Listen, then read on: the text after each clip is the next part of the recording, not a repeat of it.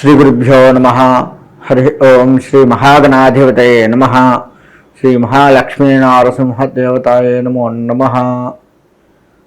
మనకి ద్వాదశ రాశుల్లో ఏ రాశి ఎట్లెట్లా ఉంటాయి, వాటి ఫలితాలు ఎట్లా ఇస్తారు, ఏమిటి అని తెలుసుకోవడం అనేది మనకు ఉత్సాహంగా ఉంటుంది. తద్వారా ఏంటయ్యా అంటే, ఏదైనా ఇబ్బంది కలిగేటువంటివి వచ్చినట్లయితే వాటిని జాగ్రత్త చేసుకుంటూ ఆ ఇబ్బంది నుంచి బయటపడటానికి కోసమే మనం ఈ రాశి ఫలాలు చెప్పుకుంటూ ఉంటున్నాము.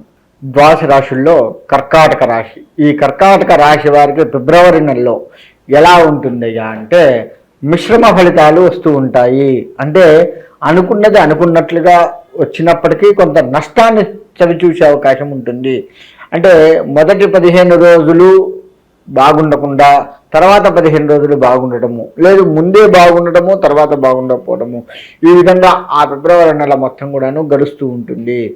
అయితే ఈ ఫిబ్రవరి నెలలో ఈ రాశి వారు తీసుకోవాల్సిన జాగ్రత్తలు ఏంటంటే, శిరస్సు విషయంలో మరియు నేత్రముల విషయంలో, ఈ రెండిటి విషయంలో కాస్త జాగ్రత్త వహించండి. ఎందుకంటే శిరస్సుకు సంబంధించినటువంటి ఇబ్బందులు లేదా నేత్రాలకు అంటే కంటికి సంబంధించినటువంటి ఇబ్బందులు వచ్చే అవకాశం ఉంటుంది.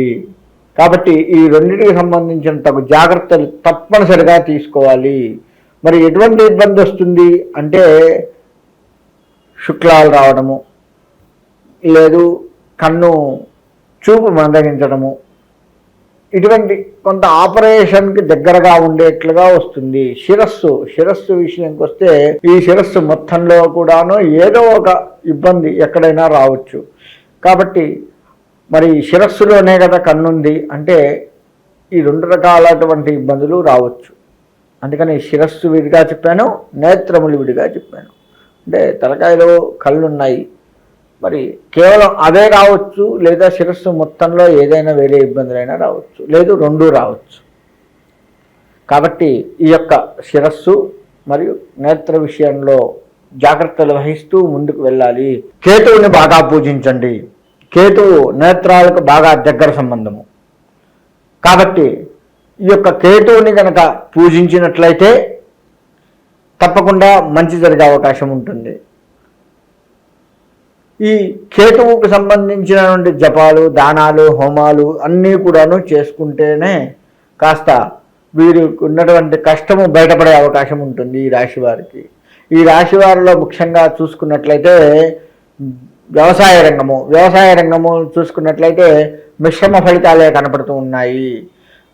ఊహించినట్లుగా వస్తాయా అంటే అంతగా రాకపోవచ్చు. కాబట్టి వ్యవసాయ రంగం వారు కాస్త జాగ్రత్త వహించండి. రాజకీయ పరిస్థితి లెక్క వేసుకున్నా కానీ రాజకీయ పరిస్థితి అంతే. పై అధికారి మనకు ధనం ఇస్తాడు, దాన్ని చక్కగా పెట్టుబడిగా పెట్టి ఆ యొక్క నగరము లేదా రాష్ట్రము ఇలా అభివృద్ధి చేసుకోవచ్చు. మన పరిధిలో ఏదుందో ఆ రాజకీయ వారి పరిధిలో ఏదుందో దాన్ని అభివృద్ధి చేసుకోవచ్చు అని చెప్పేసి అనుకుంటాము. దానికి సంబంధించిన ప్రణాళికలు కూడా సిద్ధం చేసుకొని పై అధికారులకు పంపిస్తూ ఉంటాము. కానీ మనము ఎంతైతే ఊహిస్తున్నామో, 1 కోటి రూపాయలు ఊహించాం అనుకోండి, 1 కోటి రూపాయలు రాకపోవచ్చు. మనం 1 కోటి రూపాయలకు సంబంధించి ప్రణాళికలన్నీ కూడాను సిద్ధం చేసుకొని ఇంకా అవి రావడమే ఆలస్యం. ఇక మనం చక్కగా అభివృద్ధి చేసుకోవచ్చు, ఖచ్చితంగా వస్తాయి అన్న ఆలోచనతో మనం అన్ని రంగాలుగా సిద్ధం చేసుకున్నప్పటికీ అంత రాకపోవటం వల్ల కొంత ఇబ్బంది పడి ప్రజల్లో కొంత వ్యతిరేకమైనటువంటి ఫలితాలు వచ్చే అవకాశం ఉంటుంది. ప్రజలతో ఇబ్బంది పడే అవకాశం ఉంటుంది. ప్రజలలో కూడా అంత మంచి పేరు రాకపోయే అవకాశం ఉంటుంది. కాబట్టి రాజకీయ రంగం వారు కాస్త ఆలోచిస్తూ ముందడుగు వేయండి. వీరు ఈ రాజకీయ పరంగా లెక్క వేసుకుంటే వీరు అనవసరమైన చోట మాత్రమే ధనాన్ని వృధా చేస్తారు. నిజమైన అవసరం ఉన్న దగ్గర ఆ దృష్టి కూడా వీరికి రాదు, ఎవరు తీసుకురారు, వీరికి ఆలోచన రాదు. తద్వారా ఆ యొక్క స్థలం మొత్తం కూడాను ఇబ్బందులు పడి వారి నుంచి మీకు వ్యతిరేక భావనలు వచ్చి మిమ్మల్ని ఇబ్బంది పెట్టే అవకాశం ఉంటుంది. కాబట్టి రాజకీయ రంగం వారు కాస్త ఆచితూచి ఎక్కడ ఏది ముఖ్యం అన్నది చూసుకొని అక్కడ మాత్రమే ముందుగా మీరు డెవలప్మెంట్ చేసుకోవడం ఎంతైనా మంచిది. కాబట్టి ఈ విధంగా రాజకీయ రంగం వారి నుంచి మంచి పేరు రావాలి రాజకీయ రంగం వారికి అంటే ఆ విధంగా ఆలోచిస్తూ ముందుకు వెళ్ళండి. తద్వారా మీకు సంఘంలో పేరు ప్రతిష్టలు ఉంటాయి. కొంత మీకు కొత్తవారు కూడాను రాజకీయ పరంగా లెక్క వేసుకుంటే మీకు కొత్తవారు పరిచయం అయ్యి వారి సలహాలు కూడాను మీకు కొంత మేలు జరిగే అవకాశం ఉంటుంది. కాబట్టి రాజకీయ రంగం వారు ఆ విధంగా చేస్తూ ఉన్నట్లయితే మీకు బాగుంటుంది. ఇక విద్యారంగానికి వస్తే అధికమైనటువంటి శ్రమ పడవలసి వస్తుంది. ముఖ్యంగా నేత్ర సంబంధం అని చెప్పాను కదా ఇందాక, విద్యారంగం వారికి ఎక్కువగా కనపడుతూ ఉంది. నేత్రానికి సంబంధించినటువంటివి చూపు మందగించడం కానీ, దగ్గర వస్తువు కనపడకపోవటము, చిన్న అక్షరాలు కనపడకపోవటము, ఏదో ఒక రకమైనటువంటి నేత్రానికి సంబంధించినటువంటివి విద్యారంగం వారికి బాగా కనపడుతూ ఉంది. కాబట్టి విద్యారంగం వారు ఆ విధమైన జాగ్రత్తలు తీసుకుంటూ విద్య విషయంలో అధికమైనటువంటి శ్రమ పడవలసి వస్తుంది. కాబట్టి ఆ విధంగా శ్రమ పడుతూ ముందుకు వెళ్ళినట్లయితే మంచి జరుగుతుంది. ఈ విద్యారంగం విషయం వారు దక్షిణామూర్తిని కూడాను కాస్త పూజించడం ఎంతైనా మంచిది. దక్షిణామూర్తికి సంబంధించినటువంటిది కనుక ఆ యొక్క విగ్రహానికి లేదా ఫోటోకి లేదా ఆ దేవాలయానికి వెళ్ళి ఆ దేవతను అర్చించి చేసినట్లయితే మీకు కాస్త మేధస్సు పెరిగే అవకాశం ఉంటుంది. తద్వారా మీరు చదువు విషయంలో కాస్త ముందుకు వెళ్తారు, అందులో ఎటువంటి సందేహం లేదు. ఇక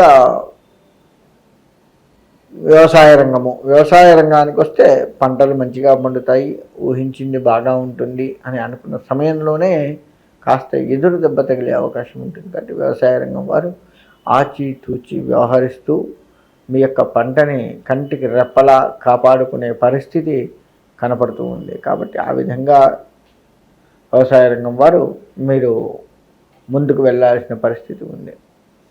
ఇక రియల్ ఎస్టేట్ రంగం వారు లెక్క వేసుకుంటే మీకు కొంత మిశ్రమ ఫలితాలే వస్తాయి. మీరు ఎక్కడ ఆశించారో అక్కడ రాకుండా ఇంకొక దగ్గర వచ్చి మిమ్మల్ని నిరుత్సాహపరుస్తూ ఉంటుంది. అయ్యో నేను ఇక్కడ ఇంత పెట్టుబడి పెట్టుకున్నానే, నాకు కాకుండా వాళ్ళకు వచ్చింది, వాళ్ళ దగ్గర ఎక్కువగా లాభాలు వస్తున్నాయి, నేను అక్కడ పెట్టకపోతేనే, ఇటువంటి నిరుత్సాహం మీలో బాగా కనపడుతూ ఉంటుంది.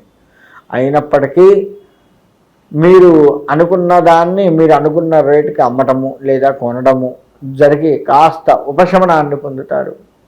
కాబట్టి ఈ రియల్ ఎస్టేట్ రంగం వారు అధైర్యపడకుండా ముందుకు వెళ్ళినట్లయితే మీకు మంచి జరుగుతుంది. భూమికి సంబంధించినటువంటి పూజలు బాగా చేయండి. భూమాతకి అంటే నిన్నటిదాకా మనకి గోదాదేవి అండాలి, ఆమె భూమాతే.